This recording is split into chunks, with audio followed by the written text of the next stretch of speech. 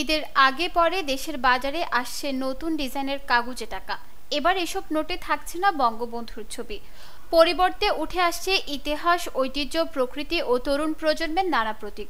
বিশেষ করে নতুন ৫ টাকার নোটে থাকছে আবু সাইদ ও মুগ্ধ এর অবয়ব, যা নিয়ে ইতোমধ্যে সামাজিক মাধ্যমে শুরু হয়েছে আলোচনা।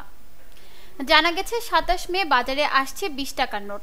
এতে কান্তজিও মন্দির ও বৌদ্ধ মন্দিরের ছবি থাকবে, শিল্পাচার্য জয়নুল আবেদিনের দুর্ভিক্ষের চিত্র ও আতিয়া মসজিদের ছবিযুক্ত ৫০ টাকার নোট ২৯ বা ৩০ মে এবং বঙ্গভবন ও জাতীয় স্মৃতিসৌধের ছবি সংবলিত ১০০০ টাকার নোট ২ জুন বাজারে আসবে বলে জানা গেছে।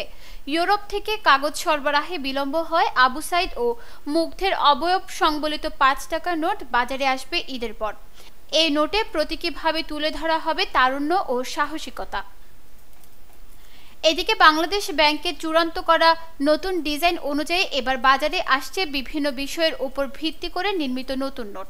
এসব নোটে থাকবে কান্তজিও মন্দির ও বৌদ্ধ মন্দির, শিল্পাচার্য জয়নুল আবেদিনের দুর্ভিক্ষের চিত্র, আতিয়া মসজিদ, বঙ্গভবন, জাতীয় স্মৃতিসৌধ, বাইতুল মোকাররম মসজিদ, সুন্দরবনের বাঘ ও চিত্রা হরিণ, ধর্মীয় বৈচিত্র্যের প্রতীক হিসেবে মসজিদ, মন্দির, গির্জা ও প্যাগোডা এবং আহসান মঞ্জিলের ছবি।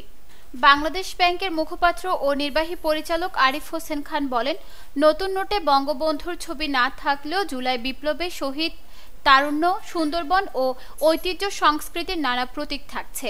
কাগজ সরবরাহ হয়ে গেছে, ছাপার কাজ চলছে। ঈদের আগেই কয়েকটি নোট বাজারে আসবে বলে আশা করছি। প্রসঙ্গত, বাংলাদেশের প্রথম কাগজে মুদ্রা চালু হয় ১৯৭২ সালের ৪ মার্চ। এরপর ধাপে ধাপে চালু হয় ৫, ১০, ২০, ৫০, ১০০, ২০০, ৫০০ ও ১০০০ টাকার নোট। সর্বশেষ ২০২০ সালে বাজারে আনা হয় ২০০ টাকার নোট। নিউজ ডেস্ক, দৈনিক পূর্বকোণ।